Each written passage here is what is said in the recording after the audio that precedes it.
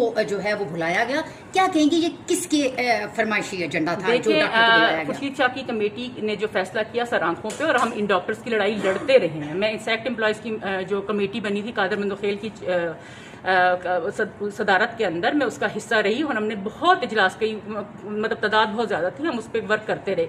ये मामला तो उस पर डिस्कस हुए थे और उस वक्त हमारी कमेटी ने कोई डिसीजन नहीं दिया था। अब मुलाजमीन उठते हैं और कहते हैं कि जी कादर मंदोखेल कमेटी में जो फैसले हुए थे, मतलब हमने जिसको सुना इसका मतलब हमारा कोई डिसीजन नहीं आया, तो मतलब वो लागू हो गया कि हमने उनके लिए वर्क करना। और सबसे बड़ी बात ये, जब एक कमेटी का एजेंडा है, अदर आइटम्स में मैं पहले उनसे रिक्वेस्ट कर चुकी हूं कि मेरे बहुत अहम इश्यूज हैं, बहुत अहम मामला है, और उसमें सबसे बड़ा अहम मसला तो मैं ये उठाना चाहूंगी, बल्कि मीडिया को बताऊंगी कि मुझे ये उठाने नहीं देंगे, कि हमारी जो डिस्पेंसरी है उसमें जो हमने जो हमारी पार्लियामेंट की डिस्पेंसरी जहां से हमें अद्वियात मिलती हैं MNS को, वो जो है या पार्लियामेंटेरियंस को, वो हमें जो कॉन्ट्रैक्ट हुआ है वो सामने आना चाहिए।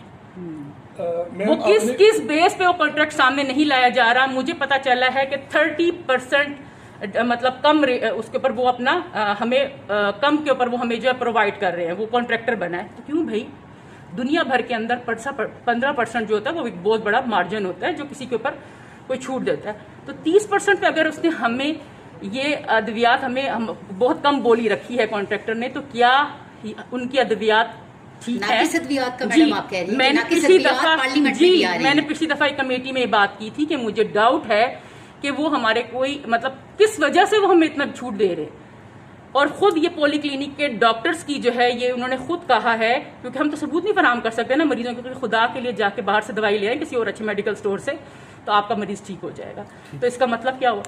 इसका मतलब देखना चाहिए। फिर आपके पॉलीक्लिनिक से जो है इंजेक्शन गायब हो रहे हैं, और वो लाहौर की एक फार्मेसी एक स्टोर से पकड़े जाते हैं, रिपोर्ट होती है, सब खामोश है। क्यों भाई?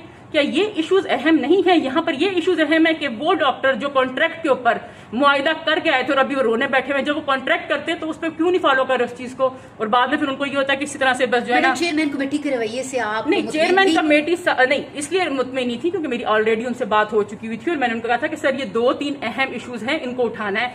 तो इसलिए उनको चाहिए था कि वो बाकी लोगों को बात करने नहीं देते। हम यहाँ पे लोगों की सहूलत के लिए बैठे हुए हैं ना, लेकिन एक खुली कचहरी बना लेना ये कोई तरीका नहीं।